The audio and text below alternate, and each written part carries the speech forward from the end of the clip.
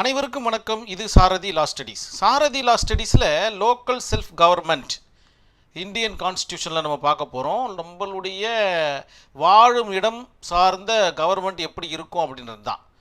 இது கிராமத்தில் என்ன சொல்லுவாங்கன்னா ரூரல் லோக்கல் பாடிஸ்ன்னு சொல்லுவாங்க. நல்லா உங்களுக்கு தெரிஞ்சிருக்கும். கிராம பஞ்சாயத்து, அதாவது பஞ்சாயத்து ராஜ்னு கேள்விப்பட்டிருப்பீங்க. நீங்கள் பொலிட்டிக்கல் சயின்ஸ் படிச்சிருந்தீங்கன்னா இந்த டாப்பிக்கில் ஸ்ட்ராங்காக இருப்பீங்க. இல்லை நான் இதுக்கப்புறம் தான் இதை படிக்கணும்னா நீங்கள் கண்டிப்பாக இந்த பொலிட்டிக்கல் சயின்ஸில் இருக்கிற இந்த பஞ்சாயத்து ராஜை நீங்கள் ஃபுல்லாக நீங்கள் படிக்கணும்.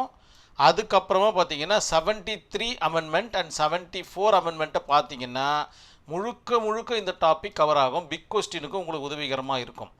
ஸோ இதன் பிறகு நம்ம 73 அமெண்ட்மெண்ட்டும் 74 அமெண்ட்மெண்ட்டும் தனி வீடியோவாக பார்க்கலாம். நம்ம இதை பிக் கொஸ்டினாகவும் நம்ம இதை கன்சிடர் பண்ணிக்கலாம். சரி, பஞ்சாயத் ராஜ் அப்படின்னா என்னென்னா வில்லேஜ், அதாவது கிராமத்தில் இருக்கிற லோக்கல் பாடிஸை பற்றி சொல்லுவாங்க. என்னென்ன லோக்கல் பாடிஸ் இருக்குது அப்படின்னு பார்த்தீங்கன்னா கிராம பஞ்சாயத்து அப்படின்ற மாதிரி ஒரு கான்செப்ட். வருஷத்தில் இத்தனை நாள் கிராம பஞ்சாயத்து நடக்கணுன்ற விதிமுறைகள் இருக்குது. மே 5ஆம் தேதி காந்தி பிறந்த நாளைக்கு இந்த மாதிரியான நாட்களில் கிராம பஞ்சாயத்து நடக்கும்.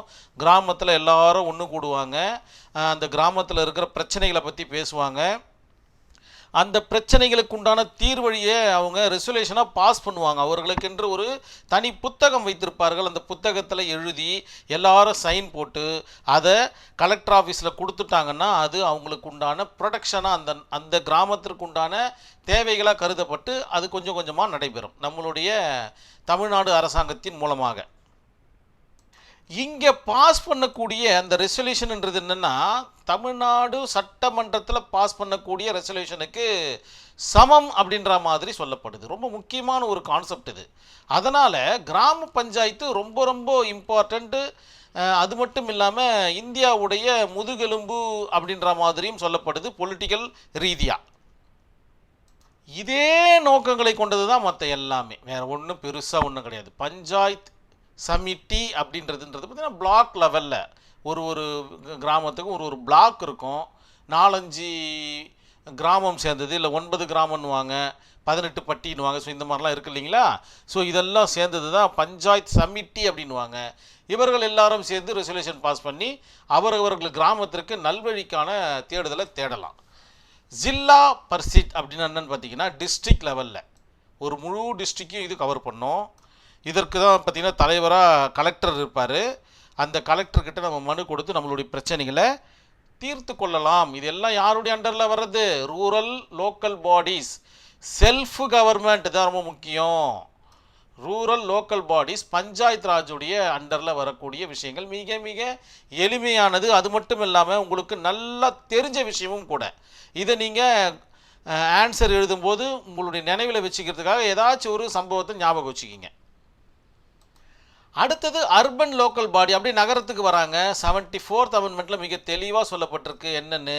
முனிசிபல் கார்ப்பரேஷன், அதாவது ஒரு நகரம் பார்த்திங்கன்னா முனிசிபல் கார்ப்பரேஷன் அண்டரில் வருதுன்னா பல விதிமுறைகள் அதுக்கு இருக்குது. ரோடுடைய அகலங்கள் இருக்குது, பிளாட்ஃபார்ம் போடணும், லைட்டு போடணும், ரோடு பார்த்திங்கன்னா 2 சைடு பார்டர் கட்டணும், இந்த மாதிரி பல விதிமுறைகள் இருக்குது. ட்ரைனேஜ் இருக்கணும், வாட்டர் கனெக்ஷன் கொடுத்துருக்கணும், இந்த மாதிரி நிறைய வசதிகளை செஞ்சு கொடுக்கணும் இந்த முனிசிபல் கார்ப்பரேஷனில். அதாவது லார்ஜ் டவுன் சொல்லுவாங்க.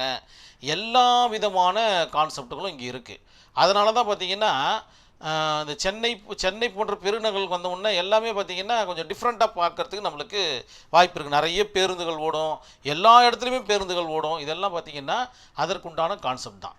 அதே போல் முனிசிபல் கவுன்சில், இதை விட பார்த்திங்கன்னா இது மீடியம் லெவலில் இருக்கக்கூடிய விஷயங்கள். அதுக்கப்புறம் நகர் பஞ்சாயத்து, டிரான்சிஷனல் ஏரியா அப்படின்னா இங்கே எப்படி கிராம பஞ்சாயத்தோ இந்த இடத்துல நகர் பஞ்சாயத்துன்ற ஒரு கான்செப்ட் இருக்குது. ஸோ கிட்டத்தட்ட எல்லாமே ஒரே மாதிரியான வார்த்தைகளை தான் திரும்ப சொல்லும், கொஞ்சம் டிஃப்ரெண்ட்டான ஆங்கிள், அவ்வளோதான். நீங்கள் செய்ய வேண்டியது என்ன அப்படின்னு பார்த்தீங்கன்னா முடிஞ்சால் 73 அமெண்ட்மெண்ட்டை எடுத்து படிங்க. அதில் இந்த டீட்டெயில்ஸ் எல்லாமே தெளிவாக சொல்லப்பட்டிருக்கும். நம்ம ஒரு கேஸ் ஸ்டடியை பார்த்தா இந்த டாப்பிக்கு உண்டான கான்செப்ட் நமக்கு தெரிய வரும். Thambaiah versus state of Karnataka 2001 நடந்த இந்த வழக்கு என்ன சொல்ல வருது அப்படின்னு பார்த்தீங்கன்னா இவர்களுக்கெல்லாம் ஹெட் யார் அப்படின்னு பார்த்தீங்கன்னா தமிழ்நாடு அரசு. அதாவது நம்ம தமிழ்நாட்டில் இருக்கிறதுனால நம்மளுடைய தமிழ்நாடு அரசை பற்றி பேசிகிட்டு இருக்கோம். இதுதான் பார்த்தீங்கன்னா தமிழ்நாடு அரசுன்னு வச்சுப்போமே, டீன்னு நான் போட்டுடுறேன்.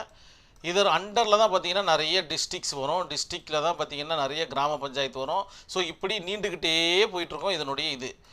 ஓகேங்களா? இவங்க எல்லாம் ஓவரால் கண்ட்ரோலர் இவங்க தான். இவங்க என்ன பண்ணுறாங்க, தம்பையா வர்சஸ் ஸ்டேட் ஆஃப் கர்நாடகாவில் இந்த மாதிரி ரூரல் லோக்கல் பாடிஸாக இருந்தாலும் சரி, அர்பன் லோக்கல் பாடிஸாக இருந்தாலும் சரி, இவர்களை எல்லாம் கட்டுப்படுத்தும் உரிமை எனக்கு இருக்குது, இவர்களை இந்த வேலை செய்யுங்கள் செய்யாதீர்கள் என்று சொல்லக்கூடிய உரிமை எங்களுக்கு இருக்குது அப்படின்ற மாதிரி வாதிடுறாங்க.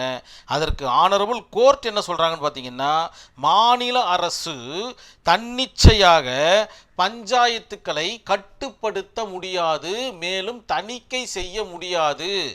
அதனால் நீங்கள் போயிட்டு 73வது அமெண்ட்மெண்ட்டை பாருங்கள். அதில் என்ன விதிமுறைகள் சொல்லப்பட்டிருக்கோ அதன்படி நடந்துக்குங்க. மற்றபடி எதுவுமே நீங்கள் பண்ண முடியாது அப்படின்ற மாதிரி ஒரு வரலாற்று சிறப்புமிக்க ஒரு தீர்ப்பை இந்த இடத்துல சொல்லிடுறாங்க. அதே போல் கிராமத்தில் நடக்கக்கூடிய அந்த தேர்தல், இந்த தலைவரை தேர்ந்தெடுக்கிறது, ஊர் தலைவர் இப்படிலாம் சொல்லுவாங்க இல்லைங்களா, அந்த தேர்தல் பார்த்திங்கன்னா ஜனநாயகத்துடைய தேர்தலை காட்டிலும் வலிமையானது. நம்மலாம் ஓட்டு போட்டு தமிழ்நாடு கவர்மெண்ட்டை தேர்ந்தெடுக்கிறோம் இல்லைங்களா, அதே மாதிரி அதை விட ஒரு படி மேலாக வலிமையானது அப்படின்ற மாதிரியும் இந்த ஜட்ஜ்மெண்ட்டில் மிக தெளிவான ஒரு வார்த்தைகளை உபயோகப்படுத்திடுறாங்க. Thambiah versus state of Karnataka அப்படின்ற ஒரு கேஸ் ஸ்டடியில். இந்த கேஸ் ஸ்டடி கண்டிப்பாக உங்களுடைய ஆன்சர் ஷீட்டில் இருக்கிற மாதிரி பார்த்துக்குங்க. கேஸ் ஸ்டடிக்கு இம்பார்ட்டண்ட் கொடுங்க. அது மட்டும் இல்லாமல் கான்ஸ்டிடியூஷனல் லான்றது பார்த்திங்கன்னா மிக மிக முக்கியமான பேப்பர் இது. இதுதான் பார்த்திங்கன்னா சட்டத்திற்கெல்லாம் சட்டம், இதற்கு கீழே தான் மற்ற எல்லாமே வரும்ன்றதை நினைவில் வச்சுக்கிட்டு உங்களுடைய படிப்புடைய தன்மையை மாற்றி நேர்த்தியாக எழுத கற்றுக்குங்க. இதில் வந்து கதை அடிக்கிற வேலைலாம் இதில் இருக்கக்கூடாது. கிட்டத்தட்ட வார்த்தைகளோடு சேர்ந்து நீங்கள் கதை அடிச்சிங்கன்னா ஒத்துப்பாங்க. சம்மந்தம் இல்லாமல் நீங்கள் கதை அடிச்சிங்கன்னா உங்களுக்கு நல்ல மதிப்பெண் கிடைக்காது அப்படின்ற சொல்லோடு இந்த வீடியோவை நான் கம்ப்ளீட் பண்ணிக்கிறேன். நன்றி, வணக்கம்.